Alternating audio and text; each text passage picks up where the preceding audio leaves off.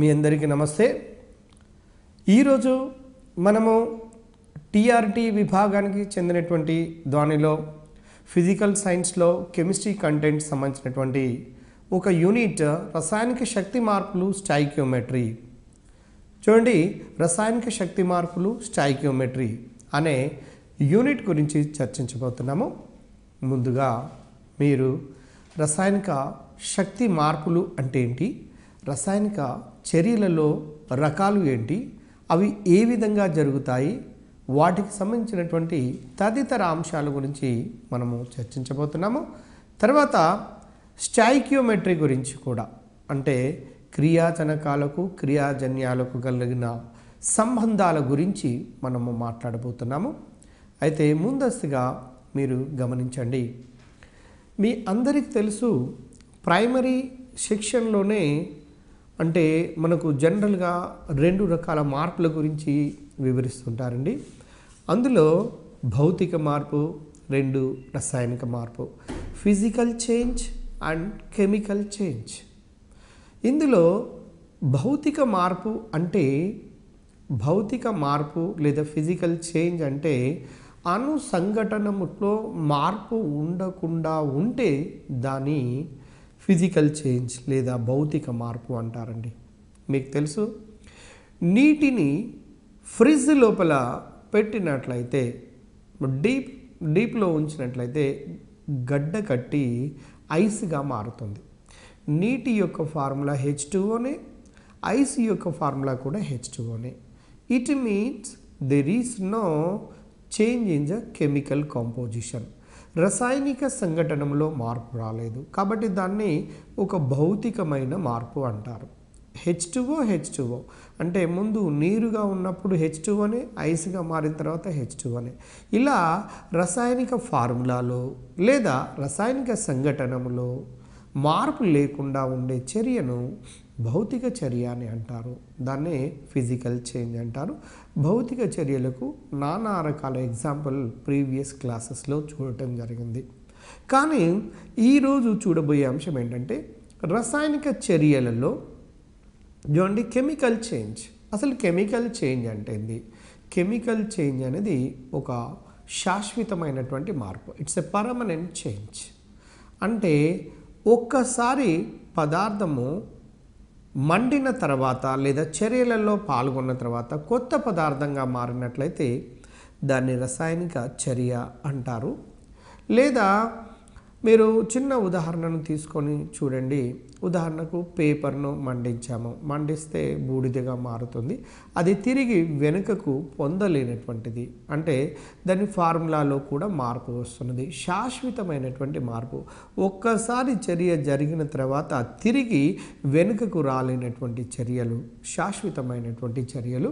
వీటిని chemical changes అంటారండి. అయితే మన కెమిస్ట్రీలో ఇన్ జనరల్గా రసాయనిక మార్పులను 4 రకాలుగా చెప్పవచ్చు. అందులో ఫస్ట్ది రసాయనిక సంయోగము. చూడండి, రసాయనిక సంయోగము. తర్వాత రెండవది రసాయన వియోగము, కెమికల్ డికంపోజిషన్. తర్వాత మూడవది రసాయన స్థానభ్రంశము, కెమికల్ డిస్ప్లేస్మెంట్. తర్వాత ద్వంద్వ వియోగము, డబుల్ డికంపోజిషన్. ఈ 4 రకాల చర్య మార్పులు గుర్తుపెట్టుకోవాల్సినటువంటి అవసరం ఉన్నది. మీకు మొదటగా రసాయనిక సంయోగము అంటే ఏంటిదో ఒకసారి పరిశీలన చేద్దాం. గమనించండి, రసాయనిక సంయోగము పదములోనే అర్థం ఉన్నదండి. ఏమాత్రము కంగారు పెట్టుకోవాల్సిన అవసరం లేదు. రసాయన సంయోగము అంటే 2 లేదా అంతకంటే ఎక్కువ పదార్థాలు కలిసి ఒకే పదార్థంగా ఏర్పరచడాన్ని రసాయన సంయోగము అంటారు. చిన్న ఎగ్జాంపుల్ మీరు తీసుకొని చూడండి. A+B gives rise to AB. A+B gives rise to AB అంటే A అనే ఒక పదార్థము B అనే పదార్థంతో కలిసి ఒకే పదార్థంగా మారిందండి. అది AB అనే పదార్థంగా మారింది. దాన్ని రసాయన సంయోగ చర్య అంటారు. Chemical combination reaction. 2 కలవటం, సంయోగం చెందడం అంటే కలవటం. దాన్ని బట్టి చర్యను చూడగానే సెకండ్లలో మనం గుర్తుపట్టవచ్చండి. దీనికి సంబంధించినటువంటి చర్యలు డిఎస్సి లోపల టెట్ లోపల చాలా సందర్భాల్లో అడిగారు, మనం చూడబోతున్నాము. ప్రీవియస్లో ప్రశ్నలు ఎలా అడిగారు, ఏ విధంగా అడిగారు అనే విషయాలను మనము చర్చించబోతున్నాము. మీరు స్క్రీన్ పైన ఒక్కసారి అబ్జర్వ్ చేయండి. అమ్మోనియా మరియు హైడ్రోక్లోరిక్ ఆమ్లములు సంయోగం చెంది అమ్మోనియం క్లోరైడ్ అనే పొగలు వస్తుంటాయండి.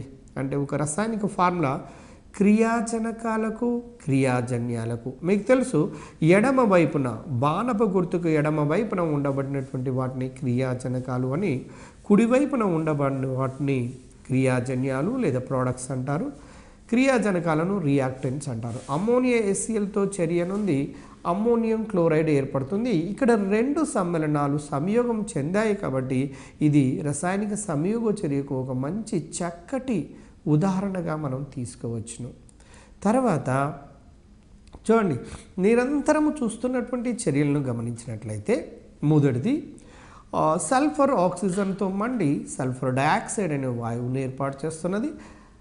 మీరు అక్కడ జరిగినట్టు కూడా రసాయనిక సంయోగ చర్యలకు ఉదాహరణలుగా చూడవచ్చు. మీరు చూడండి, పైన కనపడుతున్నటువంటి ప్రతి చర్యలో రెండేసి పదార్థాలు కలిసి ఒకే పదార్థంగా మారుతున్నాయి కాబట్టి వీటన్నిటిని రసాయన సంయోగ చర్యలకు మంచి చక్కటి ఉదాహరణలుగా తీసుకుంటాము. రెండవ ఉదాహరణ కాల్షియం ఆక్సైడ్. దీన్నే పొడి సున్నము అంటారు. గుర్తుపెట్టుకోండి, పొడి సున్నమును యొక్క ఫార్ములా CaO. రేపు అడగటానికి ఛాన్స్ ఉంటుంది TRTలో. పొడి సున్నము యొక్క ఫార్ములా CaO. అది నీటితో చర్యలలో పాల్గొంటే కాల్షియం హైడ్రాక్సైడ్ తడి సున్నంగా మారుతుంది లేదా స్లేక్ లైమ్గా మారుతుంది. దాన్నే కాల్షియం హైడ్రాక్సైడ్ అంటారు. అంటే ఇది కూడా రసాయనిక సంయోగానికి ఒక చక్కటి ఉదాహరణగా మనం తీసుకోవచ్చును. డియర్ ఫ్రెండ్స్, మీరు గమనించండి, సోడియం క్లోరిన్తో చర్యలలో పాల్గొని సోడియం క్లోరైడ్ అనే ఒక రసాయనిక సమ్మేళనాన్ని ఏర్పాటు చేస్తుంది. అదేవిధంగా నైట్రోజన్ హైడ్రోజన్తో చర్య నుండి అమ్మోనియా ఏర్పడడం, హేబర్ పద్ధతిలో అమ్మోనియా తయారు చేసే చర్య కూడా ఇక్కడ మనకు చక్కటి రసాయనిక సంయోగ చర్యలకు ఉదాహరణగా తీసుకోవచ్చును. ఈ పై చర్యలన్నీ కూడా రసాయనిక సంయోగ చర్యలు లేదా కెమికల్ కాంబినేషన్ రియాక్షన్స్ అనే విషయం మీ అందరికీ అర్థమవుతున్నది. ఇక సంయోగ చర్య తెలిస్తే రెండవది రసాయన వియోగ చర్య కెమికల్ డికంపోజిషన్. దాంట్లో పదాన్ని అర్థం చేసుకోండి, స్పష్టంగా మనకు అర్థమైపోతుందండి. రసాయన వియోగము, వియోగం అంటే విడిపోవడం అంటే చూడండి, ఒక పదార్థము విడిపోయి రెండు లేదా అంతకంటే ఎక్కువ పదార్థాలను ఏర్పరచగలిగినట్లయితే అలాంటి చర్యను రసాయన వియోగ చర్య అంటారు. The best example and general example you can take it here, that is AB gives rise to A + B. AB అనే ఒక సంయోగ పదార్థాన్ని విడగొట్టినట్లయితే అది A మరియు Bలుగా విడిపోతున్నది కాబట్టి దీన్ని రసాయన వియోగ చర్యగా మనము భావించవచ్చును. మనము ఎన్నో వందల ఎగ్జాంపుల్ చూడగానే వెంటనే గుర్తుపట్టవచ్చండి. రసాయన వియోగ చర్య సంయోగ చర్యకు పూర్తిగా వ్యతిరేకమైనటువంటి చర్య. మీరు డియర్ ఫ్రెండ్స్ గమనించండి, కాల్షియం కార్బోనేట్. చూడండి, కాల్షియం కార్బోనేట్ను వేడి చేస్తే కాల్షియం ఆక్సైడ్ మరియు కార్బన్ డయాక్సైడ్ బొగ్గు పులుసు వాయువు అయినటువంటి CO2 ఆమ్ల లక్షణాన్ని కలిగి ఉంటుంది. బాణపు గుర్తు వాయువు కాబట్టి పై వైపు ఉంటుంది. ఇది కాల్షియం కార్బోనేట్ విడిపోయి కాల్షియం ఆక్సైడ్ మరియు CO2 అనే రెండు పదార్థాలుగా విడిపోతుంది కాబట్టి ఇది బహు చక్కటి ఉదాహరణగా మనం తీసుకోవచ్చు. దేనికి అంటే రసాయన వియోగ చర్య. చూడండి, CaCOతో బ్రేక్ అయిపోతుంది, ముక్కలుగా విడిపోయి రెండు సమ్మేళనాలుగా మారుతుంది. అక్కడ పొడి సున్నమైనటువంటి CaOను, తర్వాత CO2ను. తర్వాత ఫ్రెండ్స్ మీరు గమనిస్తుండండి, దీని తర్వాత పైన ఉండబడినటువంటి ఉదాహరణలు కనుక తీసుకొని చూసినట్లయితే ప్రతి ఉదాహరణలో చూడగానే వెంటనే గుర్తుపట్టవచ్చండి. Mercuric oxide 2HgO gives 2Hg + O2. ఇక్కడ మెర్క్యూరిక్ ఆక్సైడ్ విడిపోయి పాదరసము ప్లస్ ఆక్సిజన్గా విడిపోతున్నటువంటిది రసాయనిక వియోగ చర్యకు ఉదాహరణగా తీసుకోవచ్చు. అలాగనే CuCO3 కాపర్ కార్బోనేట్ విడిపోయినప్పుడు లోహపు కార్బోనేట్లన్నీ విడిపోయి లోహపు ఆక్సైడ్లు మరియు CO2 వాయువును విడుదల చేసే సంగతి మీకు తెలిసిందే. మూడో ఉదాహరణ తీసుకోండి, అక్కడ పొటాషియం నైట్రేట్ను విడిగొట్టినట్లయితే వియోగం చెందింది. ఎప్పుడు విడిపోతుంది? దానికి కొంత శక్తిని అందించినప్పుడు పొటాషియం నైట్రైట్ మరియు ఆక్సిజన్గా విడిపోతుంది. Nitrate KNO3, nitrite KNO2. That is the difference. నైట్రేట్లో NO3 మైనస్ ఆయాన్లు ఉంటాయి, నైట్రైట్లో NO2 మైనస్ ఆయాన్లు ఉంటాయి. ఇది గమనించండి. అండ్ ఇంకొక విషయాన్ని 4వ ఉదాహరణగా తీసుకొని చూద్దామండి. ఇది హైడ్రోజన్ పెరాక్సైడ్. మీ అందరికీ తెలుసు ఆక్సిజన్ యొక్క ఆక్సీకరణ స్థితి హైడ్రోజన్ పెరాక్సైడ్లో -1గా ఉంటుంది. ముఖ్యమైనటువంటి పాయింట్ గుర్తుంచుకోండి. అది విడిపోతే వాటర్ గాను ఆక్సిజన్ గాను విడిపోతుంది, మీరు గమనించవచ్చు. అదేవిధంగా పై చర్యలన్నీ కూడా, పైన తీసుకోబడిన చర్యలన్నీ కూడా విడిపోయి 2 కానీ అంతకంటే ఎక్కువ సమ్మేళనాలుగా మారుతున్నాయి. కాబట్టి పై చర్యలన్నింటినీ రసాయన వియోగ చర్యలకు ఉదాహరణగా తీసుకోవచ్చు. కెమికల్ డికంపోజిషన్ రియాక్షన్స్ తీసుకోవచ్చు అండి. ఇక్కడ నిస్సంకోచంగా ఈవెన్ 3వ తరగతి 4వ తరగతి స్టూడెంట్ కూడా అర్థం చేసుకోవడానికి అవకాశం ఉంటుంది. అయితే వీటిని అప్లికేషన్ రూపంలో చాలా సందర్భాల్లో TRT లాంటి ఎగ్జామినేషన్లో అడుగుతున్నారు. కాబట్టి ఫ్రెండ్స్, మీరు కొంచెం కీన్గా అబ్జర్వ్ చేస్తూ క్లాసును జాగ్రత్తగా వినగలిగినట్లయితే డెఫినెట్గా మీకు పూర్తి పటుత్వం వస్తుందండి, కాన్సెప్ట్ వస్తుంది. దెన్ నువ్వు ఎక్కడైనా ఏ రియాక్షన్ అయినా చూడగానే ఏ రకపు చర్యన అనేది సెకండ్లలో గుర్తుపడడానికి అవకాశం ఉంటుంది. కాబట్టి క్లాసు వినటం ముఖ్యమైనటువంటి భావనగా భావించండి. తర్వాత డియర్ ఫ్రెండ్స్, ఇంకొకటి గమనించండి. రసాయన స్థానభ్రంశము డిస్ప్లేస్మెంట్ రియాక్షన్.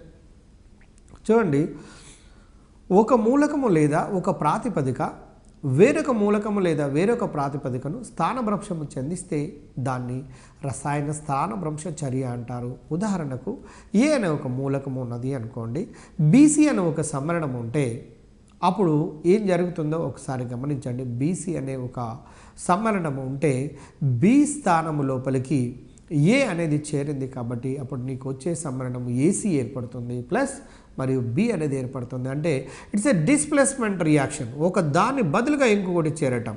ఒక సమ్మేళనంలో ఉండబడినటువంటి ఒక పరమాణువు తొలగించి ఇంకొకటి వచ్చి చేరినట్లయితే అటువంటి చర్యలను రసాయన స్థానభ్రంశ చర్యలు అంటారు. ఇటువంటి చర్యలను మనం చాలా సందర్భాల్లో రసాయనిక శాస్త్రంలో లేదా కెమిస్ట్రీలో చూస్తూ ఉంటామన్నటువంటి విషయం మీ అందరికీ తెలిసిందే. ఫ్రెండ్స్, తర్వాత మీరు ఒకసారి గమనించండి. దీనికి ఉదాహరణ, చక్కటి ఉదాహరణ, ఎన్నో సందర్భాల్లో TRT లాంటి ఎగ్జామినేషన్లో ఇచ్చినటువంటి ఉదాహరణ, కాపర్ సల్ఫేట్కు జింక్ లోహాన్ని కలిపినట్లయితే కాపర్ను తొలగించి జింక్ సల్ఫేట్ మరియు కాపర్గా మారుతున్నటువంటి విషయం మీకు తెలిసిందే. ఇందులో కాపర్ స్థానం లోపలికి జింక్ పోతున్నది కాబట్టి స్థానభ్రంశ చర్యకు ఉదాహరణగా తీసుకోవచ్చు. జింక్ యొక్క రియాక్టివిటీ కాపర్ కంటే ఎక్కువ ఉంటుంది కాబట్టి కాపర్ను డిస్ప్లేస్ చేయగలుగుతుంది, రీప్లేస్ చేయగలుగుతుంది. అందువల్లనే జింక్ సల్ఫేట్ అనేది ఏర్పడుతూ ఉంటుంది. తర్వాత ఇంకా కొన్ని ఉదాహరణలు గమనించండి friends. Zinc plus sulphuric acid కనుక చర్యను అందినట్లయితే జింక్ సల్ఫేట్ గాను తర్వాత హైడ్రోజన్ గ్యాస్ను విడుదల చేయటాన్ని, అదేవిధంగా కాపర్ సిల్వర్ నైట్రేట్తో చర్యను అందినప్పుడు కాపర్ నైట్రేట్ ప్లస్ సిల్వర్గా మారటాన్ని, అదేవిధంగా బ్రోమిన్ పొటాషియం అయోడైడ్తో చర్యను అందినప్పుడు కూడా జరిగే చర్యలను, అదేవిధంగా 4వ రియాక్షన్ చూడండి, మెగ్నీషియం కనుక సిల్వర్ నైట్రేట్తో చర్యలలో పాల్గొన్నట్లయితే మెగ్నీషియం అనేది సిల్వర్ను రీప్లేస్ చేస్తుంది. ఎందుకంటే మెగ్నీషియం యొక్క రియాక్టివిటీ ఎక్కువగా ఉంటుంది. కాబట్టి ఫస్ట్ ఏ సెకండ్ ఏ గ్రూప్ మూలకాలకు మీ అందరికీ తెలుసు, చాలా సందర్భాల్లో మనం చర్చించుకున్నాము. క్షారలోహాలకు క్షారమృతిక లోహాలకు అధిక చర్యాశీలత ఉంటుంది. కాబట్టి మెగ్నీషియం అనే మూలకం సిల్వర్ నైట్రేట్ అనే సమ్మేళనంలో సిల్వర్ స్థానం లోపలికి మెగ్నీషియం చేరి మెగ్నీషియం నైట్రేట్ అనే కాంపౌండ్గా మారుతున్నటువంటి ఉదాహరణ ద బెస్ట్ డిస్ప్లేస్మెంట్ రియాక్షన్స్గా తీసుకోవచ్చును. సాధారణంగా మీకు ఎంట్రన్స్ ఎగ్జామినేషన్లో ఈ క్రింది వాటిలో ఏది స్థానభ్రంశ చర్య, ఈ క్రింది వాటిలో ఏది రసాయనిక సంయోగ చర్య, ఈ క్రింది వాటిలో రసాయనిక సంయోగ చర్య కానిది ఏది, ఈ క్రింది వాటిలో రసాయనిక వియోగ చర్య కానిది ఏది, ఆ విధంగా పాజిటివ్ అండ్ నెగిటివ్ లోపల కూడా కొన్ని సందర్భాల్లో ప్రశ్నలు అడుగుతున్నారు. కాబట్టి ఇక్కడ మనం గమనించాల్సింది ఏంటంటే సబ్జెక్టు పైన పటుత్వాన్ని సంపాదించడం ఒకటే మనకు మార్గం. ఎందుకంటే ఉద్యోగం రావాలంటే పోటీ ఎక్కువగా ఉంటుంది. కాబట్టి చాలామంది చాలా నాలెడ్జ్ ఉన్నటువంటి బాగా చదివే పిల్లలు కూడా, చదువుతున్నటువంటి వ్యక్తులు ఎవరైనా సరే చాలామంది నెగ్లిజెన్స్తోని, అంటే ఉదాహరణకు మీరు 6th 7th లోపల ఉండబడినటువంటి కొన్ని పాయింట్స్ చాలా ముఖ్యమైనటువంటి పాయింట్స్ ఉన్నాయండి. అవి మొత్తం తెలుసు కదా అన్నటువంటి భావనతో వదిలేస్తే అందులోపల నుంచి ఒక్క బిట్టు చేయలేకపోయినా మన ఉద్యోగాన్ని కోల్పోయే ప్రమాదం ఉన్నది. కాబట్టి డియర్ ఫ్రెండ్స్, చాలా జాగ్రత్తగా మనకి ఇక్కడ ప్రసారమవుతున్నటువంటి టీసాట్ ద్వారా ప్రసారమవుతున్నటువంటి అన్ని క్లాసులు వినియోగించుకోవటమే కాకుండా పర్సనల్గా దీనిపైన పూర్తి పట్టుతో ఏర్పడిన తర్వాత పర్సనల్గా మళ్ళీ టెక్స్ట్ బుక్స్ను ఒక్కసారి కనుక మీరు పఠనం కనుక చేసినట్లయితే డెఫినెట్గా మీకు సక్సెస్ అనేది మీ వద్దకు, మీ ఇంటి వద్దకు చేరుతుందన్నటువంటి నమ్మకంతో మాటలు చెప్తున్నాను. ఫ్రెండ్స్, మీరు గమనించండి. తర్వాత 4వ చర్య అయినటువంటి రసాయన ద్వంద్వ వియోగం అనే విషయం మీకు తెలుసు. కెమికల్ డబుల్ డికంపోజిషన్, రసాయన ద్వంద్వ వియోగము. ద్వంద్వం అంటే రెండు, అంటే రెండు, రసాయనం అంటే రసాయనానికి సంబంధించిన రెండు కూడా వియోగం చెందుతూ ఉంటాయండి. చూడండి, మీరు ఒక్కసారి డెఫినేషన్ గమనించండి. రెండు పదార్థాలు వాటి మూలకాలు లేదా ప్రాతిపదికలను పరస్పరము మార్పు చేసుకునే చర్యను ద్వంద్వ వియోగము అంటారండి. Example AB plus CD. AB ఎలా విడిపోతుంది? ఏ ప్లస్ బి మైనస్గా. సిడి ఎలా విడిపోతుంది? సి ప్లస్ డి మైనస్గా విడిపోతుంది. కాబట్టి ఇందులోపల ఏబి లోపల ఉండబడిన ధనావిష్ట భాగము, సిడి లోపల ఉండబడిన రుణావిష్ట భాగంతో అదేవిధంగా వ్యతిరేకమైనటువంటి ఆవేశాలు కలిగినటువంటి ఆయాలతో కలిసి ఏడి మరియు సిబి అనే ఉత్పన్నాలను ఏర్పాటు చేస్తున్నాయి. కాబట్టి ఇక్కడ ఏబి విడిపోతుంది, సిడి విడిపోతుంది, రెండు కూడా విడిపోయి రెండు కొత్త పదార్థాలను ఏర్పాటు చేస్తుంది. కాబట్టి దీన్ని రసాయన ద్వంద్వ వియోగము కిందికి మనము ఉదాహరణగా తీసుకోవచ్చు.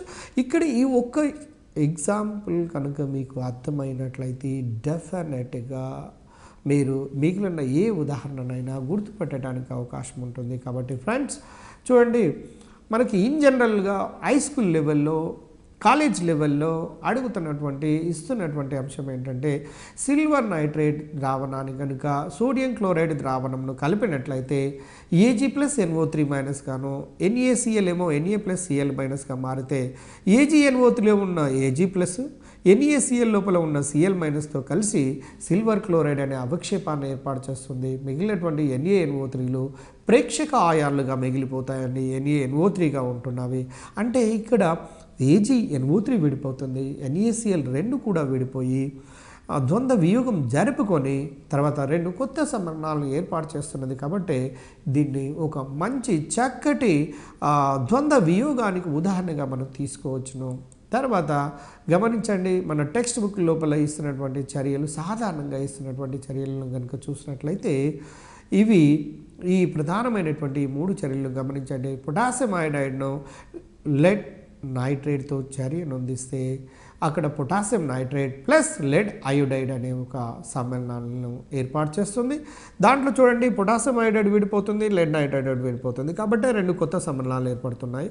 అదేవిధంగా సోడియం కార్బోనేట్ను కాల్షియం హైడ్రాక్సైడ్తో చర్యను అందిస్తే నీకు కాల్షియం కార్బోనేట్ మరియు సోడియం హైడ్రాక్సైడ్ లాంటి పదార్థం ఏర్పడటాన్ని, సోడియం హైడ్రాక్సైడ్ను కాస్టిక్ సోడా అంటారు అన్నటువంటి విషయాన్ని గుర్తుపెట్టుకోండి ఫ్రెండ్స్.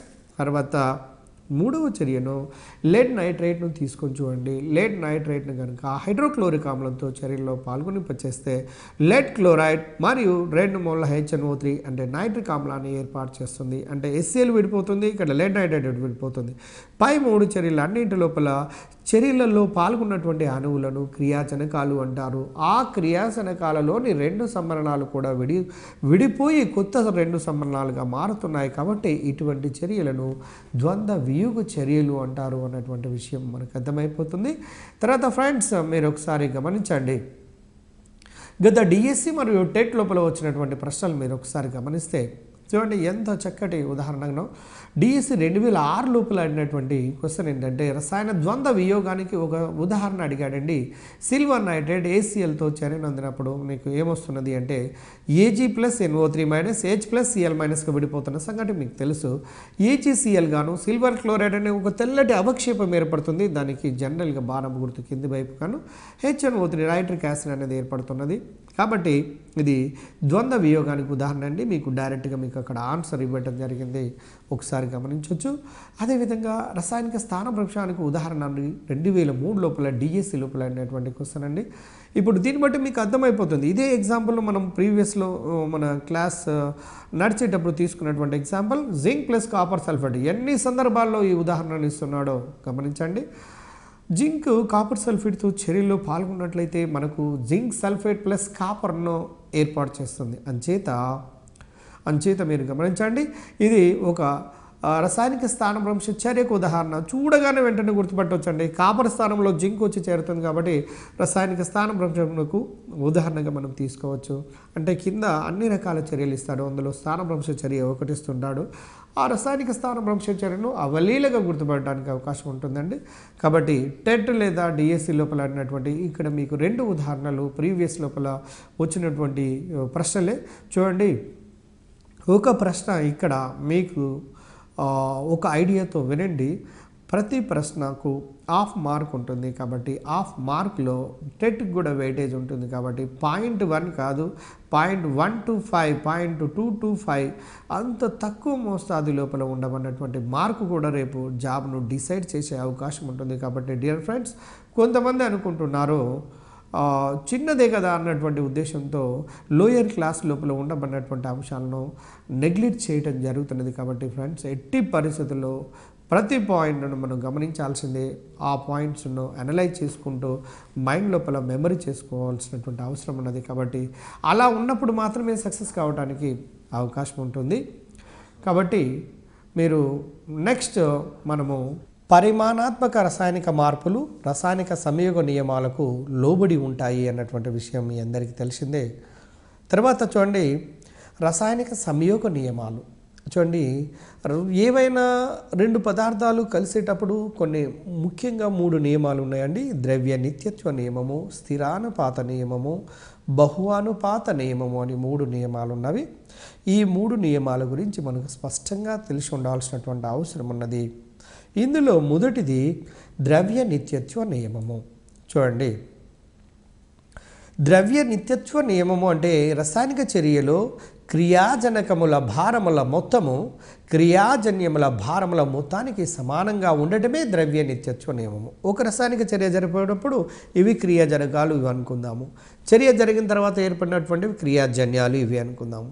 క్రియాజనకాల యొక్క భారం ఎంత ఉంటుందో క్రియాజన్యాల యొక్క భారం కూడా అదే విధంగా ఉన్నట్లయితే అది ద్రవ్య నిత్యత్వ నియమాన్ని పాటిస్తున్నది అన్నటువంటి విషయం మనకు అర్థమవుతున్నది.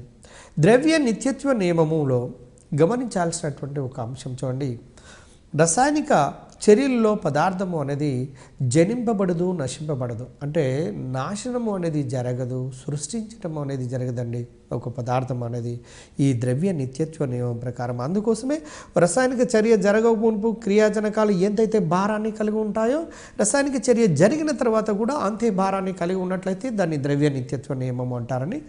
అందువల్లనే అటువంటి చర్యలలో పదార్థం నశింపబడడం కానీ జనింపబడడం కానీ అనేది జరగటం లేదు అనేది ముఖ్యమైనటువంటి అంశము. అదేవిధంగా ఫ్రెండ్స్, రెండో అంశాన్ని గమనించండి. చర్యకు ముందు పదార్థముల యొక్క భారం ఎంతైతే ఉంటుందో చర్య జరిగిన తర్వాత కూడా ఏర్పడిన పదార్థాల యొక్క భారం కూడా అంతే విధంగా ఉండటము తెలియచేసే నియమము కూడా ద్రవ్య నిత్యత్వ నియమంగా మనం భావించాలి. ఇక్కడ చూడండి, సిల్వర్ నైట్రేట్కు సోడియం క్లోరైడ్ను కలపడం వల్ల అప్పుడు ఏర్పడుతున్నటువంటి పదార్థం ఏంటంటే AgNO3 అయానిక సమ్మరణం కాబట్టి Ag+NO3- గాను NaCl విడిపోతే Na+Cl- గా విడిపోతుంది. కాబట్టి మొదటి సమ్మరణంలో ఉన్న Ag+, రెండవ సమ్మరణంలో ఉన్న Cl- తో కలిసి AgClగా మారి సిల్వర్ క్లోరైడ్ తెల్లని అవక్షేపాన్ని ఏర్పాటు చేస్తుంది. మిగిలినది NaNO3. అయితే పై చర్య లోపల క్రియాజనకాల యొక్క భారం ఉదాహరణకు 100 గ్రాములు ఉన్నది అనుకోండి. క్రియాజన్యాల యొక్క భారం కూడా సిల్వర్ క్లోరైడ్ సోడియం నైట్రేట్ల యొక్క భారం కూడా 100 గ్రాములు ఉండి తీరాల్సిందే ఈ మొదటి ద్రవ్య నిత్యత్వ నియమము ప్రకారము. తర్వాత నియమాలలో సంయోగ నియమాలలో రెండవ నియమము స్థిరానుపాత నియమము. కొంచెం జాగ్రత్తగా గమనించండి. మొదటిది ద్రవ్య నిత్యత్వ నియమము, తర్వాత రెండవది స్థిరానుపాత నియమము. స్థిరానుపాత నియమము 2 లేదా అంతకంటే ఎక్కువ మూలకాలు కలిసి ఒక సంయోగ పదార్థాన్ని ఏర్పరిస్తే ఆ మూలకముల యొక్క భారముల నిష్పత్తి స్థిరంగా ఉంటుంది అని తెలియచేసే నియమాన్నే స్థిరానుపాత నియమము అంటారు. ఇంకొకసారి గమనించండి దీన్ని. 2 లేదా అంతకంటే ఎక్కువ మూలకాలు కలిసి ఒక సంయోగ పదార్థాన్ని ఏర్పరిస్తే ఆ మూలకాల యొక్క భారాల నిష్పత్తి స్థిరంగా ఉంటుంది అని చెప్పేదాన్నే స్థిరానుపాత నియమము అంటారు. దీన్ని చూడండి, ఈ నిష్పత్తి పదార్థం ఏర్పడిన విధముపై ఆధారపడి ఉండదు.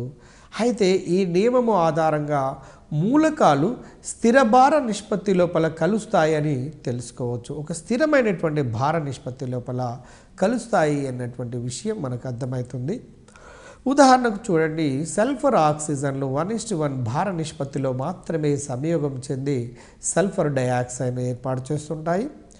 రెండవ ఉదాహరణ కనుక తీసుకుంటే, నీటిని వియోగము చెందించినప్పుడు ఎల్లప్పుడూ వెలువడే హైడ్రోజన్ ఆక్సిజన్ల యొక్క ఘనపరిమాణాల యొక్క నిష్పత్తి కనుక చూస్తే ఎల్లప్పుడూ వాటి ఘనపరిమాణాల నిష్పత్తి చూసినప్పుడు 2:1 ఉంటుందండి. కాబట్టి ఇది రెండవ నియమాన్ని పాటిస్తున్నట్టుగా మనకు అర్థమవుతుంది.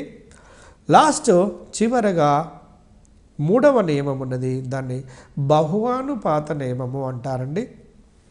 ఇక్కడ చూడండి, దీని యొక్క నిర్వచనం ఎలా చెప్తారు అంటే, రెండు మూలకాలు కలిసి రెండు లేదా అంతకంటే ఎక్కువ పదార్థములను ఏర్పరిచినప్పుడు, రెండు మూలకాలు కలిసి రెండు లేదా అంతకంటే ఎక్కువ పదార్థములను ఏర్పరిచినప్పుడు స్థిర భారము గల మొదటి మూలకముతో చర్య పొందే రెండవ మూలకము యొక్క భారములు సరళ పూర్ణాంక నిష్పత్తి లోపల ఉంటాయి అని తెలియజేసే నియమాన్ని బహు అనుపాత నియమము అంటారండి. ఇది మూడవ నియమము. ఈ మూడవ నియమము ప్రకారము రెండు మూలకాలు కలిసినప్పుడు ఒకటి కంటే ఎక్కువ రకముల పదార్థాలు ఏర్పడవచ్చు. ఈ నియమం ప్రకారము చూడండి, నైట్రోజన్ ఆక్సిజన్తో చర్యనందునప్పుడు nitrous oxide N2O laughing gas అంటారు. దాన్ని అస్తకర వాయువు అని కూడా అంటారండి. N2O దాంట్లో నైట్రోజన్ యొక్క ఆక్సీకరణ సంఖ్య +1గా ఉంటుంది. రెండవది నైట్రిక్ ఆక్సైడ్ చూడండి, NO nitric oxide, N2O3 sulphuric oxide లేదా నైట్రోజన్ ట్రైఆక్సైడ్గా మనం తీసుకోవచ్చు. తర్వాత నైట్రోజన్ డయాక్సైడ్ అనే సమ్మేళనాలు ఏర్పడుతున్నాయి. నైట్రోజన్ ఆక్సిజన్తో చర్య ఉండటం వల్ల ఒకటి కంటే ఎక్కువ సమ్మేళనాలు ఏర్పడుతున్నట్టుగా మనం గమనిస్తున్నాము. N2O, NO, N2O3, NO2ల యొక్క అంటే ఇలాంటి సమ్మేళనాలు ఏర్పడుతున్నట్టు గమనించవచ్చు. రెండవ దాన్ని తీసుకోండి, ఒకవేళ కార్బన్ ఆక్సిజన్తో మండిస్తే పాక్షిక దహనము చెందినప్పుడు కార్బన్ మోనాక్సైడ్ ఏర్పడుతుంది, పూర్తిగా దహనము చెందినప్పుడు కార్బన్ డయాక్సైడ్ ఏర్పడుతుంది అన్నటువంటి విషయం మీకు తెలిసిందే. అదేవిధంగా మూడవ ఉదాహరణను గమనించండి, హైడ్రోజన్ ఆక్సిజన్తో కలిసి వాటర్ మరియు H2O2లను ఏర్పాటు చేస్తుందండి. వాటర్ అంటే H2O, హైడ్రోజన్ పెరాక్సైడ్లను ఏర్పాటు చేస్తున్నది. తర్వాత ఇంకొక విషయాన్ని గమనిద్దాము. బహుళానుపాత నియమం ప్రకారము CO మరియు CO2ల యొక్క స్థిర భారములు గల కార్బన్తో చర్యనుందే ఆక్సిజన్ యొక్క భారాల నిష్పత్తి ఎలా ఉంటుంది అంటే 1:2 రేషియోలో ఉంటుందండి. 1:2 రేషియోలో CO మరియు CO2లలో స్థిర భారము గల కార్బన్తోని చర్యనుందే ఆక్సిజన్ భారాల యొక్క నిష్పత్తి ఎలా ఉంటుందంటే 1:2లో ఉంటుందని స్పష్టంగా మనకు దాన్ని చూడగానే అర్థమైపోతుంది. అదేవిధంగా ఫ్రెండ్స్ గమనించండి, ఇక్కడ హైడ్రోజన్ అంటే వాటర్ మరియు హైడ్రోజన్ పెరాక్సైడ్లతో స్థిర భారము కలిగినటువంటి హైడ్రోజన్తో చర్య పొందే ఆక్సిజన్ యొక్క భారాల యొక్క నిష్పత్తి 1:2 ఉంటున్నటువంటి విషయాన్ని మనము బహు అనుపాత నియమం ద్వారా మనం తెలుసుకోవచ్చు. ఇప్పుడు వరకు చూడండి, ఇంకొక దాన్ని మీరు గమనించండి, క్యూప్రిక్ ఆక్సైడ్ అంటే CuO. ఎందుకంటే క్యూప్రిక్ అనే పదాన్ని ఎందుకు వాడుతున్నాము అంటే కాపర్ యొక్క ఆక్సిడేషన్ నెంబర్ +2, ఆక్సిజన్ -2, కాబట్టి ఇది క్యూప్రిక్ ఆక్సైడ్. రెండవది క్యూప్రస్ ఆక్సైడ్, ఎందుకంటే కాపర్ యొక్క ఆక్సీకరణ సంఖ్య ఇది +1గా ఉంటుంది. స్థిర భారము కలిగినటువంటి కాపర్తో చర్యనుందే ఆక్సిజన్ యొక్క భారాల యొక్క నిష్పత్తి ఎలా ఉంటుందంటే 2:1లో ఉంటుంది. ఒక స్థిరమైనటువంటి నిష్పత్తిని కలిగి ఉంటుంది అన్నటువంటి విషయం మనకు ఈ బహు అనుపాత నియమం ద్వారా అర్థమవుతుంది. తర్వాత మీరు డియర్ ఫ్రెండ్స్ ఒక్కసారి గత డిఎస్సి లేదా టెట్ లోపల వచ్చిన ప్రశ్నలు చూడండి. గత డిఎస్సి లేదా టెట్ లోపల వచ్చినటువంటి ప్రశ్నలు చూస్తే 90 గ్రాముల నీటిలో గల హైడ్రోజన్ ఆక్సిజన్ భారములు వరుసగా చెప్పమంటున్నాడు. దాన్ని ఏ విధంగా చేయాలో ప్రాబ్లంలో ఒక్కసారి చూడండి. ఫస్ట్ నీరు అన్నాడు. నీరు అన్నప్పుడు H2O అని తీసుకోండి. H2O యొక్క అణుభారం ఎంత? H2O యొక్క అణుభారము మీకు తెలుసు. H2 అంటే 2 హైడ్రోజన్లకు 2 యూనిట్లు, ఆక్సిజన్కు 16, 16 + 2 18. H2O యొక్క అణుభారము 18 AMU అండి. దాని యొక్క గ్రామ్ అణుభారం ఎంత అంటే 18 గ్రామ్స్. 18 గ్రామ్స్. 18 గ్రాముల 18 గ్రాముల వాటర్ అనేది 1 మోలుకు సమానము అనేటువంటి విషయం మీకు తెలుసు. అంటే 18 గ్రాముల నీటి లోపల హైడ్రోజన్ ఎన్ని గ్రాములు ఉంటుందంటే 2 గ్రాములు ఉంటుంది. అదే 90 గ్రాముల నీటి లోపల ఎంత హైడ్రోజన్ ఉంటుంది, అదేవిధంగా 90 గ్రాముల నీటి లోపల ఎంత ఆక్సిజన్ ఉంటుందో దీన్ని బేస్ చేసుకున్నట్లయితే ఈజీగా లెక్క చేయొచ్చండి. ఇప్పుడు 18 గ్రాముల నీటిలో 2 గ్రాముల హైడ్రోజన్ ఉంటే, అదేవిధంగా 18 గ్రాముల నీటిలో ఆక్సిజన్ ఎంత ఉంటుంది అంటే 16 గ్రాముల ఆక్సిజన్ ఉంటే 90 గ్రాముల నీటిలో ఎంత హైడ్రోజన్ ఉంటుంది, ఎంత ఆక్సిజన్ ఉంటుందో తెలుస్తుంది. దాంట్లో మొదటి దానికి 10, రెండవ దానికి 80 వస్తుంది. మీరు ప్రాబ్లం చేసి చూడవచ్చు. చిన్న న్యూమరికల్ అండి, కానీ ఇలాంటి తరహా ప్రశ్నలు మెదడును ఆలోచించే విధంగా, చిన్నగా ఆలోచించే విధంగా ఉంటాయి. కాబట్టి వీటిని జాగ్రత్తగా గుర్తుపెట్టుకోవాల్సినటువంటి అవసరం ఉన్నది ఫ్రెండ్స్. తర్వాత ఇంకొక ఉదాహరణ ఇచ్చాడండి. డిఎస్సి 2003 లోపల అడిగినటువంటి ప్రశ్న. ఇది సుమారుగా 12 సంవత్సరాల క్రితం అడిగినటువంటి ప్రశ్న. విద్యుత్ రసాయన చర్యకు ఉదాహరణగా డిఎస్సిలో 2003లో విద్యుత్ రసాయనిక చర్యకు నీటిని విద్యుత్ విశ్లేషణ చెందిస్తే, నీటికున్న విద్యుత్తును ప్రసరింపజేస్తే నీరు వియోగము చెందబడి హైడ్రోజన్ మరియు ఆక్సిజన్ వాయువులుగా విడిపోతున్నటువంటి విషయం మనకు అర్థమవుతున్నది. అంటే ఇక్కడ విద్యుత్ విశ్లేషణ, నీటి యొక్క విద్యుత్ విశ్లేషణ వలన హైడ్రోజన్ మరియు ఆక్సిజన్లు ఇవి 2:1 రేషియో లోపల బయటికి విడుదలవుతున్నటువంటి విషయం కూడా మీకు తెలుసు. ఫ్రెండ్స్, మీరు గమనిస్తూనే ఉన్నారు. రసాయనిక చర్యల్లో రకాల గురించి, మిగిలినటువంటి అంశాల గురించి మనం ఇప్పుడే చూసాము. నెక్స్ట్ దీంట్లో ఇంకొక సబ్ టాపిక్గా మనం చూడబోయే అంశం ఏంటంటే రసాయనిక సమీకరణాలు, గణనాలు. రసాయనిక సమీకరణము అంటే ఏంటి, వాటిని ఏ విధంగా గణిస్తారు అనే దాని మీద నిజంగా ప్రీవియస్ క్వశ్చన్స్ను చాలా వరకు అబ్జర్వ్ చేసి చూసినట్లయితే ఈ రసాయనిక సమీకరణాలు, గణనాలు అనే దాని బేస్ మీద చాలా సందర్భాల్లో చాలా రకాలుగా అప్లికేషన్ పాయింట్ ఆఫ్ వ్యూలో క్వశ్చన్స్ అడగటం జరిగింది. కాబట్టి డియర్ ఫ్రెండ్స్, మీరు గమనిస్తుంటుండండి. ఈ రసాయనిక సమీకరణాల మీద పూర్తి పట్టుత్వం రావడం కోసం ప్రయత్నం చేయాలి. అయితే ఇక్కడ మొట్టమొదట సంకేతము లేదా సింబల్ అంటారండి. Short hand representation of an element is nothing but symbol. సంకేతం అంటే ఒక మూలకమును ఒక సంక్షిప్తమైనటువంటి అక్షరం ద్వారా సూచించినట్లయితే దాన్ని సంకేతము అంటారండి. ఒక మూలకము యొక్క పరమాణువును సూచించే దాన్నే సంకేతము అంటారు. ఉదాహరణకు కాపర్ యొక్క సంకేతము, దాని యొక్క సింబల్ Cu అండి. ఐరన్ అయితే Fe, హైడ్రోజన్ అయితే H, ఆక్సిజన్ అయితే O, సోడియం అంటే Na, పొటాషియం అంటే K. ఇక్కడ కొన్ని సందర్భాల్లో డిఫరెన్స్ ఉన్నప్పటికీ కానీ సాధారణంగా ప్రతి సంకేతంలో మొదటి అక్షరాన్ని కలిగి ఉంటూ కొన్ని సందర్భాల్లో 2 అక్షరాలను, మరికొన్ని సందర్భాల్లో 3 అక్షరాలను కూడా తీసుకోవటం జరిగింది సంకేతం లోపల. తర్వాత ఇక్కడ ఒకటి గమనించాలండి. డిఎస్సి రాస్తున్నటువంటి వాళ్ళు 1996, 98 లోపల రాసినటువంటి వాళ్ళు చాలామంది ఎవరైతే పరీక్ష రాశారో ఇబ్బంది పడ్డారో. అక్కడ ఏంటంటే సంకేతము అంటే సింబల్, సాంకేతికము అంటే ఫార్ములా అండి. సాంకేతికము అంటే ఫార్ములా అనేది లేదా సూత్రము అనే విషయాన్ని గుర్తుపెట్టుకోండి. అయితే ఒక సమ్మేళనంలోని అణువులో ఉన్నటువంటి పరమాణువులను సంకేతపరంగా సూచిస్తే దాన్ని సాంకేతికము అంటారు. లేదా short hand representation of A compound is known as formula. చూడండి, ఒక సమ్మేళనాన్ని సంక్షిప్తంగా తెలియచేయడానికి ఏ సంకేతాలను అయితే ఉపయోగిస్తూ ఉంటామో దాన్నే సాంకేతికము లేదా ఫార్ములా లేదా సూత్రము అంటారు.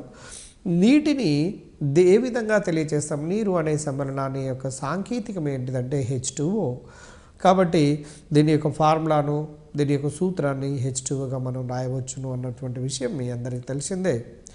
తర్వాత సంకేతము, సాంకేతికము తెలిసిన 2 పదములు తెలిసిన తర్వాత కెమిస్ట్రీలో ఇంకొక 3వ ముఖ్యమైనటువంటి పదం ఉన్నది రసాయనిక సమీకరణము. ఒక రసాయనిక చర్యను సంక్షిప్తంగా మనము సంకేతాల ఉపయోగించి ఒక చర్యను కనుక చూపించినట్లయితే దాన్ని రసాయనిక సమీకరణము అంటారు. మీరు ఒకసారి స్క్రీన్ పైన అబ్జర్వ్ చేయండి. ఒక రసాయనిక చర్యను క్లుప్తంగా, అర్థవంతంగా తెలియచేసే దాన్నే సమీకరణము అంటారు. ఉదాహరణకు ఇక్కడ పైన ఉన్నది అక్షరాలలో ఉండబడిన దానేమో రసాయనిక చర్య అంటే, రసాయనిక సమీకరణం అని ఎప్పుడు అంటామంటే సమ్మేళనం యొక్క ఫార్ములాను, సింబల్స్ను ఉపయోగించి రాసినప్పుడు దాన్ని సమీకరణం అంటారు.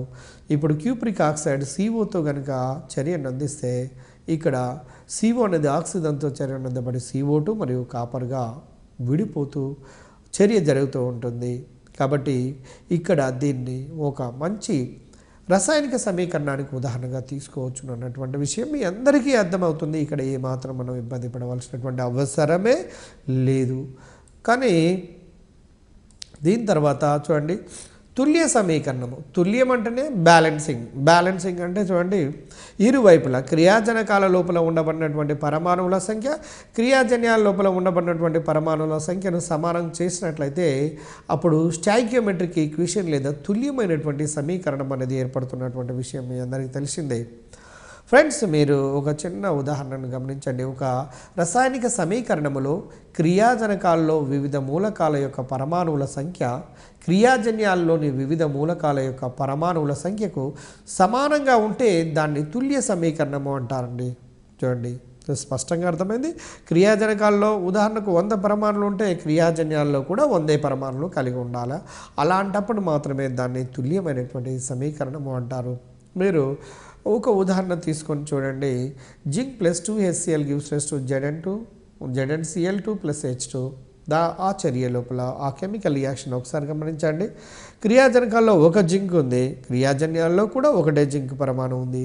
అదేవిధంగా క్రియాజనకాల్లో 2 హైడ్రోజన్లు ఉంటే క్రియాజన్యాల్లో H2 అనే 2 హైడ్రోజన్ పరమాణులు ఉన్నవి. క్రియాజనకాల్లో 2 క్లోరిన్లు ఉంటే క్రియాజన్యాల్లో ZnCl2లో 2 క్లోరిన్లు ఉన్నాయి. కాబట్టి it is a balanced equation. It is a stoichiometric equation. అంటే ఒక రకంగా బ్యాలెన్స్డ్ ఈక్వేషన్ను స్టాయికియోమెట్రిక్ ఈక్వేషన్ అని కూడా అంటారు అనేటువంటి విషయం మీ అందరికీ తెలిసిందే. తర్వాత ఇంకొక విషయాన్ని గమనించండి. రసాయనిక చర్యల్లో చూపే క్రింది వైపు చూసే బాణపు గుర్తు ఘనస్థితి లోపల ఉండబడిన అవక్షేపాన్ని సూచిస్తుంది. మనం సిల్వర్ క్లోరైడ్ దగ్గర చూసాము. కింది వైపు చూపిస్తుందంటే ఘనస్థితిని లేదా అవక్షేపాన్ని తెలియచేస్తుంది. ఒకవేళ చూడండి రసాయనిక చర్యల్లో చూపే బాణపు గుర్తు కనుక పైకి కనుక ఉన్నట్లయితే అది దాని లోపల ఒక వాయువు వెలువడుతున్నట్టుగా మనకు అర్థమవుతుంది. అదేవిధంగా నెక్స్ట్ తర్వాత ఇంకొక విషయానికి వచ్చినట్లయితే ఉష్ణ రసాయన సమీకరణాల గురించి మనం మాట్లాడితే ఏదైనా ఒక రసాయనిక చర్యలో ఉష్ణము గ్రహించడం కానీ లేదా ఉష్ణము వెలువడటం కానీ జరిగినట్లయితే అటువంటి సమీకరణాలను ఉష్ణ రసాయనిక సమీకరణాలు అంటారు. లేదా అటువంటి చర్యలను ఉష్ణ రసాయనిక చర్యలు అంటారు. ఈ ఉష్ణ రసాయనిక చర్యలను సమీకరణాల ద్వారా తెలియచేస్తే వాటిని ఉష్ణ రసాయనిక సమీకరణాలు అంటారు అన్నటువంటి విషయం మీ అందరికీ తెలిసిందే. చూడండి, ఇవి 2 రకాలు ఉష్ణ విమోచక చర్యలు, ఉష్ణమోచక చర్యలు. ఇక్కడ చూడండి, ఉష్ణమోచక చర్యలు, ఉష్ణ గ్రాహక చర్యలు. ఇక్కడ విమోచక కాదండి, ఉష్ణమోచక చర్యలు. అంటే ఉష్ణమోచక చర్య అంటే గమనించండి, ఒక చర్యలో ఉష్ణము బయటికి విడుదలైనట్లయితే దాన్ని ఉష్ణమోచక చర్య అంటారు. ఒక చర్య లోపల ఉష్ణము గ్రహించబడినట్లయితే ఉష్ణ గ్రాహక చర్య అంటారు. ఉష్ణ గ్రాహక చర్య అంటే ఏందో తెలిస్తే ఆటోమేటిక్గా ఉష్ణమోచక చర్య అంటే ఏంటో మనకు అర్థమవుతుంది. కాబట్టి ఫ్రెండ్స్, మీరు ఉదాహరణకు చూడండి, ఉష్ణమోచక చర్యకు ఉదాహరణ తీసుకుందాము. బొగ్గు గాలిలో మండి కార్బన్ డైఆక్సైడ్తో పాటు 94 కిలోకాలరీల శక్తిని బయటకు వెలువరుస్తుందండి. 94 కిలోకాలరీల శక్తిని బయటకు వెలువరుస్తుంది. C+O2 gives rise to CO2 plus 94 kilocalories. అంటే ఇది ఒక రకంగా దహన చర్య, ఇది ఒక రకంగా ఆక్సీకరణ చర్య. ఎందుకంటే ఆక్సిజన్లు కలవబడుతున్నాయి. ఇది ఇంకో రకంగా దహన చర్య అంటే ఆక్సిజన్తో మండుతూ ఉన్నది. కాబట్టి ఇది ఒక రకంగా ఉష్ణమోచక చర్య, ఎందుకంటే శక్తి బయటికి వెలువడుతున్నది. కాబట్టి ఇటువంటి ఉష్ణమోచక చర్యల యొక్క ΔH ఎంథాల్పీలోని మార్పు నెగిటివ్గా ఉంటుంది అనేటువంటి విషయాన్ని గుర్తుంచుకోండి. చర్యలలో రసాయనిక చర్యలలో రకాల గురించి చూశారు. నెక్స్ట్ ఉష్ణ రసాయనిక చర్యలలో 2 రకాలు ఉంటాయని, అవి ఉష్ణమోచక చర్యలు అని, ఉష్ణ గ్రాహక చర్యలని. చూడండి, మనం గుర్తుపెట్టుకోవడానికి చక్కటి హింట్స్ ఉన్నవి అందులో, పదంలోనే ఉన్నవి. ఉష్ణ గ్రాహక చర్య అంటే ఉష్ణాన్ని గ్రహించే చర్య. ఇది ఉష్ణ గ్రాహక చర్య అయినప్పుడు దాని పక్కన ఉండబడిన ఉష్ణమోచక చర్య ఏమవుతుంది, ఆ ఉష్ణాన్ని వెలువరిచే చర్య అవుతున్నది అనే విషయాన్ని మనం గుర్తుపెట్టుకోవచ్చు. ఏదేని ఒక రసాయనిక చర్యలో ఉష్ణాన్ని గ్రహించడం కనుక జరిగినట్లయితే అటువంటి చర్యను ఉష్ణ గ్రాహక చర్య అంటారు. అయితే ఉదాహరణ, కాల్షియం కార్బోనేట్ను విడగొట్టేటప్పుడు చూడండి CaCO3ని డికంపోజ్ చేయాలంటే సుమారుగా 42 కిలో క్యాలరీల శక్తిని కనుక CaCO3కి అందిస్తే each will be breaking and giving the calcium oxide and carbon dioxide. అంటే ఇక్కడ రసాయనిక వియోగ చర్యకు ఒక చక్కటి ఉదాహరణ అండి. ఇక్కడ చలవరాతి ముక్కలైనటువంటి కాల్షియం కార్బోనేట్ని కనుక విడగొట్టినట్లయితే అది విడగొట్టడం అనేది మామూలుగా విడిపోదు కాబట్టి కొంత శక్తిని అందించినప్పుడు మాత్రమే విడిపోతుంది కాబట్టి దాని ఫలితంగా కాల్షియం ఆక్సైడ్ కార్బన్ డైఆక్సైడ్గా మారుతుంది. కాల్షియం ఆక్సైడ్ ఏమో పొడి సున్నం యొక్క ఫార్ములా, CO2 ఏమో అక్కడ నాన్ మెటాలిక్ ఆక్సైడ్ కాబట్టి ఆమ్ల లక్షణాన్ని కలిగి ఉంటుంది. గుర్తుంచుకోండి, ఇవి ఎంట్రన్స్ పాయింట్ ఆఫ్ వ్యూలో ఉపయోగపడుతున్నవి. తర్వాత విద్యుత్ రసాయనిక చర్యలు 2003, 2006 ఆ ప్రాంతం లోపల దీనికి సంబంధించినటువంటి క్వశ్చన్ ఇచ్చినటువంటిది మనం ఆల్రెడీ చూసాము. విద్యుత్ బలాన్ని లేదా విద్యుత్ శక్తిని గ్రహించడం ద్వారా జరిగేటటువంటి చర్యలనే విద్యుత్ రసాయనిక చర్యలు అంటారు. ఇప్పుడు ఉదాహరణకు మీరు గతంలో కూడా చూసారు చూడండి, నీటి యొక్క విద్యుత్ విశ్లేషణ. నీటికి కొద్ది పరిమాణంలో లవణాన్ని కలిపి దాని గుండా చూడండి విద్యుత్తును ప్రసరింపచేసి చూడండి దాని విద్యుత్ విశ్లేషణ గురి చేస్తే నీరు అనేది వియోగం చెందబడి 2 మోల్ హైడ్రోజన్ 1 మోల్ ఆక్సిజన్ అంటే 2:1 ఘనపరిమాణ నిష్పత్తి లోపల బయటికి విడుదలవుతున్నటువంటి విషయం మీకు తెలిసిందే. ఇప్పుడు అంటే నీటిని విద్యుత్ విశ్లేషణ చెందించినప్పుడు వస్తున్నటువంటి వాయువుల పేర్లు ఏంటంటే హైడ్రోజన్ మరియు ఆక్సిజన్. హైడ్రోజన్ ఉదజని అంటారు, ఆక్సిజన్ ఆమ్లజని అంటారు. గుర్తుంచుకోండి. తర్వాత నెక్స్ట్ ఇంకొక చర్య ఉన్నదండి, ఉత్ప్రేరక చర్య. చర్యలోనే అర్థం ఉన్నది, అలాంటప్పుడు ప్రాబ్లమే లేదు మనకు. చూడండి, ఉత్ప్రేరక చర్య క్యాటలిటిక్ రియాక్షన్స్ అంటే ఏదైనా ఒక రసాయనిక చర్య ఉత్ప్రేరక సమక్షం లోపల జరిగినట్లయితే వాటిని ఉత్ప్రేరక చర్యలు అంటారు. కొన్ని రసాయనిక చర్యలకు ఉత్ప్రేరకం అవసరం లేదు, కానీ కొన్ని రకాల చర్యలకు ఉత్ప్రేరకం ఉన్నట్లయితేనే రసాయనిక చర్య జరుగుతాయి. అటువంటి చర్యలను ఉత్ప్రేరక చర్యలు అంటారు. అసలు ఉత్ప్రేరకము అంటే ఏంటిది మీకు తెలిసి ఉండాలి, మీ అందరికీ తెలిసిందే. ఎన్నో సందర్భాల్లో చూసింది, ఏ పదార్థం అయితే రసాయనిక చర్యలలో పాల్గొనకుండా చర్యావేగాన్ని మాత్రమే ప్రభావితం చేసినట్లయితే అటువంటి దాన్ని ఉత్ప్రేరకము అంటారండి. ఉత్ప్రేరకములు 2 రకాలండి. ఒకటి ధన ఉత్ప్రేరకము, రెండవది రుణ ఉత్ప్రేరకము. ధన ఉత్ప్రేరకము సమక్షం లోపల చర్య యొక్క వేగము పెరుగుతుంది. రుణ ఉత్ప్రేరకము యొక్క సమక్షం లోపల చర్య యొక్క వేగము తగ్గుతూ ఉంటుంది. ఈ విషయాన్ని మీరు గమనించాలి. తర్వాత మీరు గమనించండి డియర్ ఫ్రెండ్స్, ఉత్ప్రేరక చర్యలకు బెస్ట్ ఎగ్జాంపుల్ని ఒక దాన్ని తీసుకొని చూద్దాము. పొటాషియం క్లోరైడ్ని కనుక విఘటనము చెందిస్తే పొటాషియం క్లోరైడ్ మరియు ఆక్సిజన్ వెలువడుతున్నట్టుగా తెలుసు. 2 మోల్ల KClO3 విఘటనము చెంది 2 మోల్ల KCl చూడండి బ్యాలెన్సింగ్ ఎట్లా గుర్తుపెట్టుకోవచ్చు. 2 KCl దగ్గర బ్రేక్ చేస్తే 2 మోల్స్ ఆఫ్ KCl, 2 × 3 6 ఆక్సిజన్ కాబట్టి 3 మోల్స్ ఆఫ్ ఆక్సిజన్ అనేది రిలీజ్ అవుతుంది ఈ చర్య లోపల. డియర్ ఫ్రెండ్స్, మీరు డిఎస్సిలో సాధారణంగా చిన్న ప్రాబ్లమ్స్ అడుగుతున్నారండి. అటువంటి సందర్భంలో ఎక్కువగా ఎక్కడ అడుగుతున్నాడంటే స్టాయికియోమెట్రిక్ రిలేటెడ్గా ఉండబడేవి. రసాయనిక సమీకరణాలపై సమస్యలు సమాధానాలు ఏ విధంగా ఉంటాయి అనే విషయాన్ని మనము చూడబోతున్నాము.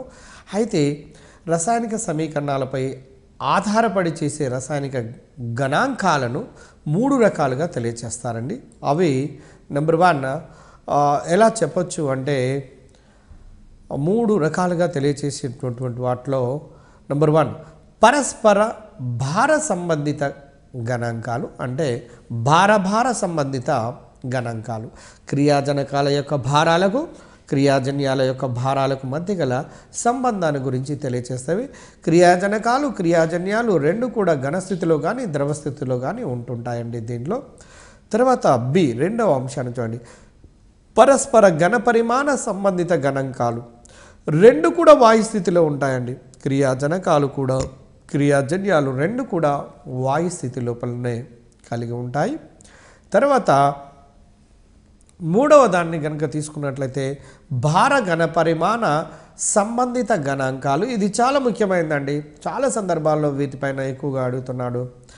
భార ఘనపరిమాణ అంటే భారానికి ఘనపరిమాణానికి ఒక దగ్గర ఘన పదార్థాలు లేదా ద్రవ పదార్థాలు ఉండొచ్చు, రెండవ వైపు వాయు పదార్థాలు కూడా. ఘనపరిమాణం అనే పదాన్ని వాడాడు కాబట్టి అక్కడ డెఫినెట్గా వాయు పదార్థాలు ఉంటుంటాయి.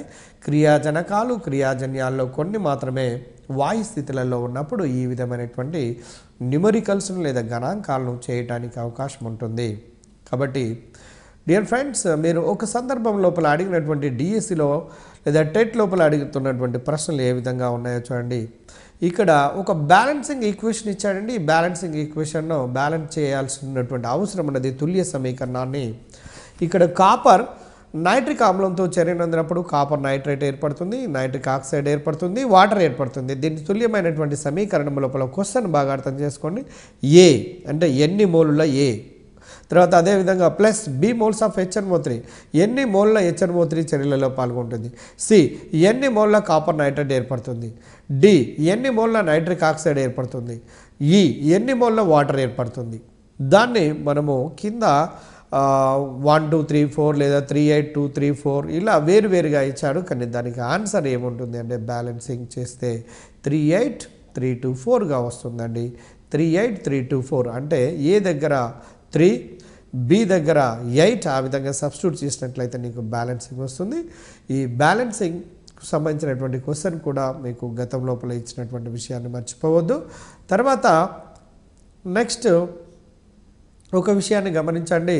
2006వ సంవత్సరం లోపల అడిగినటువంటి డిఎస్సి లోపల అడిగినటువంటి ఒక చక్కటి ప్రశ్న, నిర్దిష్ట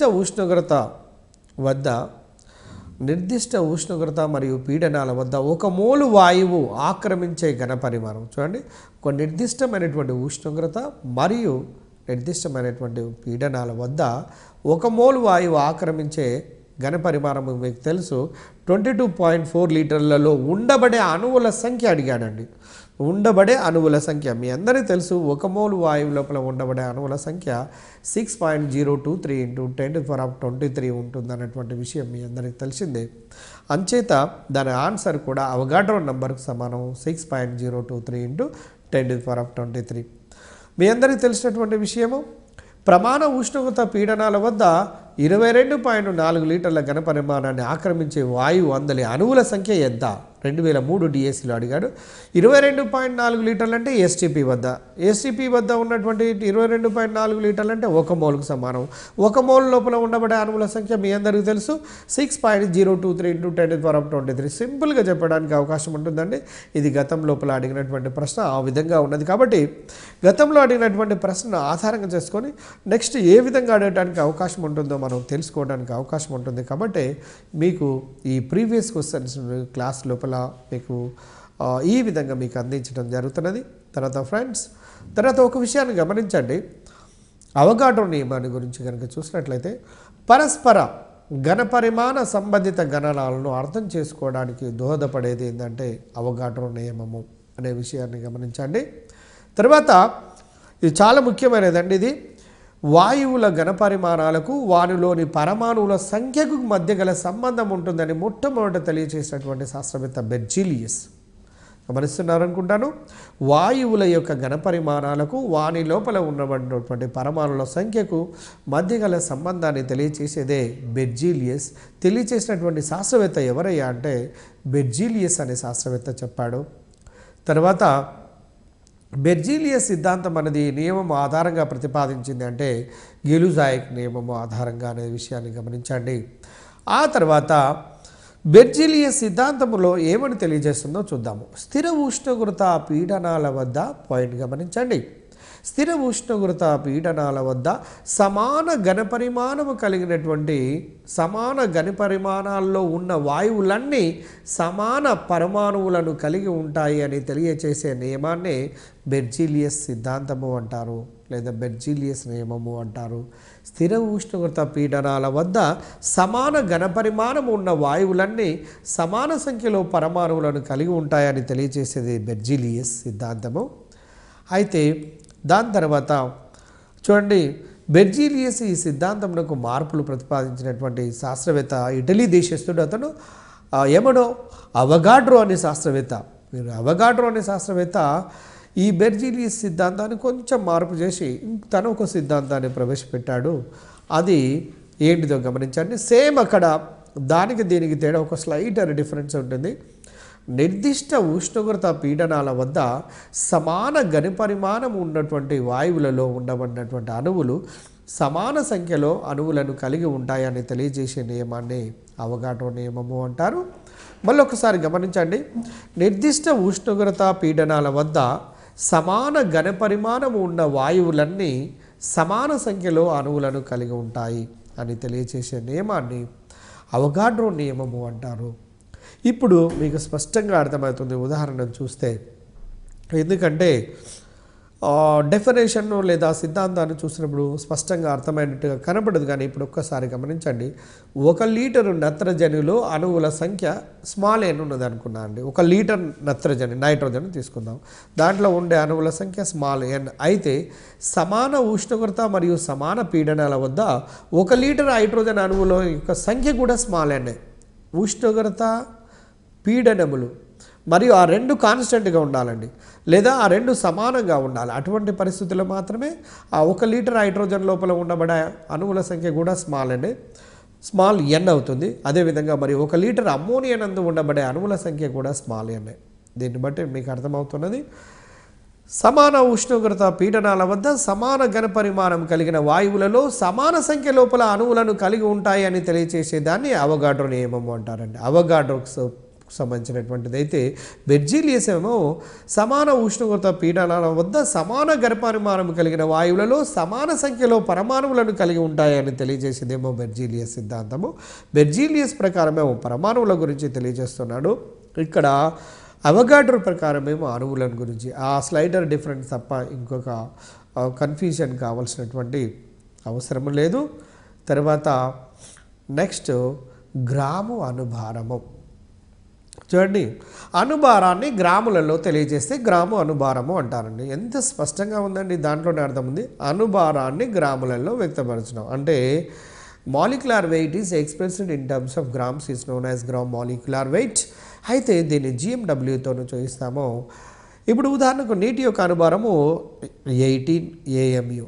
దాని యొక్క గ్రామ అనుభారం ఎంత అంటే 18 గ్రామ్స్. AMU బదులుగా గ్రామ్స్ రాయాలి. మీథేన్ యొక్క అనుభారం తీసుకోండి, CH4, Cకు 12, 4 హైడ్రోజన్లకు 4 కాబట్టి 16 AMU. దాని యొక్క గ్రామ అనుభారం ఎంత అంటే 16 గ్రామ్స్.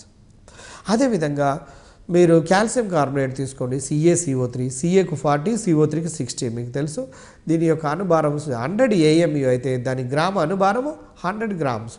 అనుభారమును AMUలలో తెలియజేస్తే గ్రామ అనుభారమును గ్రాములలో తెలియజేస్తాము. AMUలకు బదులుగా గ్రాములను చేరిస్తే గ్రామ అనుభారం వస్తుందండి. దీన్ని ఈ విధంగా కూడా చెప్పవచ్చు. ఒక అణువు హైడ్రోజన్ పరమాణు భారం కంటే ఎన్ని రెట్లు ఎక్కువగా ఉందో తెలియజేసే సంఖ్యను ఆ సమ్మేళనం యొక్క అనుభారము లేదా గ్రామ అనుభారము అంటారండి. తర్వాత ఒక ఆక్సిజన్ యొక్క పరమాణు భారము 16 అండి, 16 AMU. ఆక్సిజన్ అణువు యొక్క భారం ఎంత అంటే, ఆక్సిజన్ అణువు అన్నప్పుడు O2, ఆక్సిజన్ పరమాణువు అన్నప్పుడు O కాబట్టి అక్కడ 16 అయితే 16 × 2 32 AMU అవుతుంది. అదే నీటి యొక్క అనుభారాన్ని కనుక చూసుకుంటే 2 హైడ్రోజన్లకు 2 ప్లస్ ఆక్సిజన్కు 16 కాబట్టి 16 + 2 18 AMU అవుతుంది. దీని యొక్క గ్రామ అనుభారం అయినప్పుడు 18 గ్రామ్స్గా మనం తీసుకోవాలి. ఆ తర్వాత గ్రామ అనుభారాన్ని కొన్నిసార్లు గ్రాము అణువు అనవచ్చు, లేదా గ్రాము పరమాణు భారాన్ని చూడండి గ్రాము పరమాణువుగా వ్యవహరిస్తుంటుంటారు. చూడండి, గ్రాము అనుభారాన్నేమో గ్రాము అణువు అంటారు, గ్రాము పరమాణు భారాన్ని గ్రాము పరమాణువు అంటారు. ఇది కొంచెము జాగ్రత్తగా గమనించాలి. దానికి సంబంధించిన న్యూమరికల్స్ మనము లేదా దానికి సంబంధించిన పదాలు చాలా మనకు ముందు వస్తే మనకు స్పష్టంగా తెలిసిపోతుంది. చూడండి, ఇక్కడ గమనించండి. గ్రామ అణు ఘన పరిమాణాన్ని కనుక చూసుకున్నట్లయితే సాధారణ ఉష్ణోగ్రత 0 డిగ్రీ సెంటీగ్రేడ్ మరియు 1 అట్మాస్ఫియర్ పీడనం వద్ద వాయువు ఆక్రమించే ఘన పరిమాణాన్ని గ్రాము అణు ఘన పరిమాణము అంటారండి. గ్రాము అణు ఘన పరిమాణము. ఇక్కడ కండిషన్స్ ఏంటంటే 0 డిగ్రీ సెంటీగ్రేడ్ ఉండాలి, 1 అట్మాస్ఫియర్ పీడనం ఉండాలి. అప్పుడు చూడండి, అప్పుడు వాయువు ఆక్రమించబడే ఘన పరిమాణాన్ని గ్రాము అణు ఘన పరిమాణము అంటారు. ప్రమాణ ఉష్ణోగ్రత అంటే 0 డిగ్రీ సెంటీగ్రేడ్, ప్రమాణ పీడనము అంటే 1 అట్మాస్ఫియర్ పీడనము. ప్రమాణ ఉష్ణోగ్రత మరియు ప్రమాణ పీడనముల వద్ద 1 గ్రాము అనుభారం గల ఏ వాయువైనా సరే 22.4 లీటర్ల ఘన పరిమాణాన్ని ఆక్రమిస్తుందండి. ఏ వాయువైనా CO2 తీసుకోండి, 44 గ్రాముల CO2, దాని యొక్క అణుభారం 44 కాబట్టి 44 గ్రాముల CO2 అనేది 1 మోలుకు సమానం కాబట్టి 1 మోలు CO2 అనేది ఇక్కడ 22.4 లీటర్స్ను ఆక్రమిస్తున్నటువంటి విషయం మీకు తెలిసిందే. తర్వాత మీరు గమనిస్తూనే ఉన్నారు కదా, రసాయనిక చర్యలు వాటి రకాల గురించి, తర్వాత స్టాయికియోమెట్రీ గురించి మనం చదువుతున్నాము. అయితే ఇక్కడ ఈ యూనిట్లో మోల్ సిద్ధాంతానికి సంబంధించినటువంటి వివరాలు, దానికి సంబంధించినటువంటి న్యూమెరికల్స్ను దీనిలో పార్ట్ 2లో మనము చూడబోతాము. దానికి సంబంధించినటువంటి గతంలో డిఎస్సి లోపల వచ్చినటువంటి ప్రశ్నలు కూడా మనము నెక్స్ట్ క్లాస్లో మనము చూడవచ్చు. కాబట్టి దయచేసి ఇప్పటి వరకు మీరు గమనించాల్సినటువంటి అంశం ఏంటంటే, జరిగినటువంటి రసాయనిక చర్యల్లో రకాలు, వివిధ రకాల చర్యలు, వాటికి సంబంధించినటువంటి వెకాబులర్ని కూడా జాగ్రత్తగా గమనించి వాటిని పూర్తిగా అవగాహన చేసుకున్న తర్వాత మీరు అవసరమైతే మళ్ళొక్కసారి కూడా టెక్స్ట్ బుక్ను బేస్ చేసుకొని మీ ఓన్ వే లోపల వెళ్ళినట్లయితే డెఫినెట్గా మీరు ఈ రాయబోయే టీఆర్టీ ఎగ్జామినేషన్లో సక్సెస్ అవుతారని కోరుకుంటూ ముగిస్తున్నాను. Thank you.